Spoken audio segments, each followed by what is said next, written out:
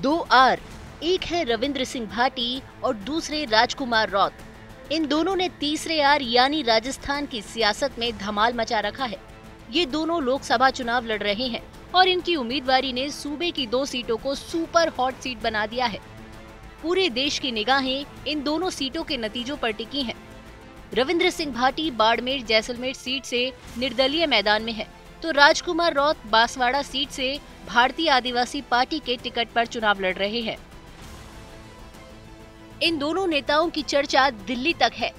दोनों ही युवा नेताओं ने बीजेपी और कांग्रेस पार्टी के पसीने छुड़ा रखे हैं।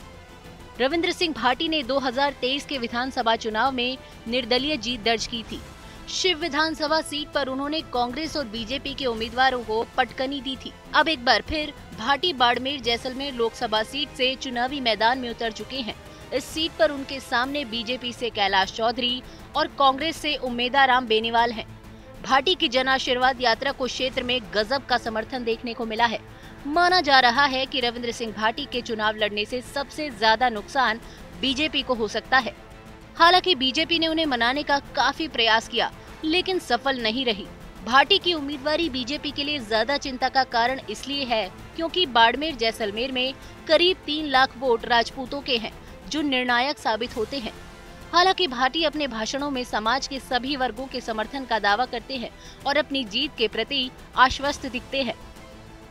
अरे साहब, आज री तारीख रमीना बाड़मेर जैसलमेर और बालोतरा रमी, ये लोकसभा क्षेत्र रमीना शक्तिमान और गंगाधर दोनों ही एक है। शक्तिमान देखियो ना, वो गंगाधर ही शक्तिमान હતો तो वहां कहना चाहूं कि ए तेरी राजनीति रमीना एक नयो उबाड़ आया पड़ो, सब एक वह पड़िया, सब कहता कि साहब ये रेले कराओ, हूं या मीना ये ना तोड़ा थे हुए मीना तोड़ो। अरे साहब 26 साल रे एक लड़के ना रोकने वास्ते थे और कितना साजिशां षड्यंत्र करसो। ए जनता जवाब मांग है तांकुडा।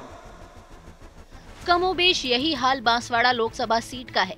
इस सीट पर भारत आदिवासी पार्टी ने विधायक राजकुमार रौत को अपना प्रत्याशी बनाया है।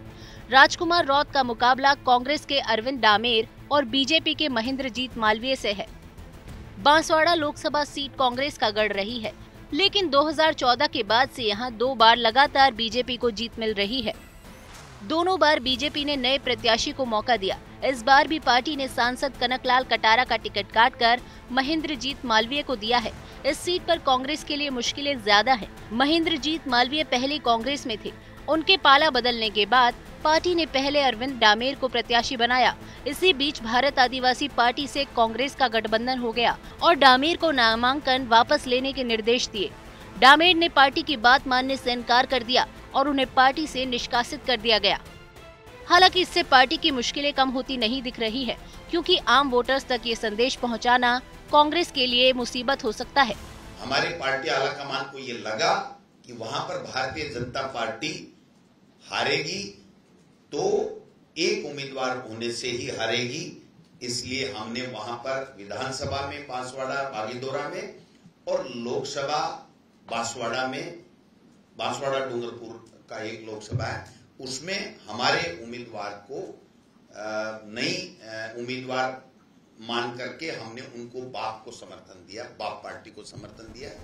राजस्थान में बीजेपी सभी 25 सीटें जीतने का दावा कर रही है, लेकिन रविंद्र सिंह भाटी बाड़मेर जैसलमेर में उसका खेल खराब कर सकते हैं। बांसवाड़ा में कांग्रेस तो अंदरूनी संकट से जूझ ही रही है, लेकिन राजकुमार रौत बीजेपी के सामने कठिन चुनौती पेश कर रहे हैं। अब देखना है कि 4 जून को नतीजे आने के बाद इन दोनों युवा नेताओं में से कौन किसकी बाजी पलटता है। चुनाव आज तक।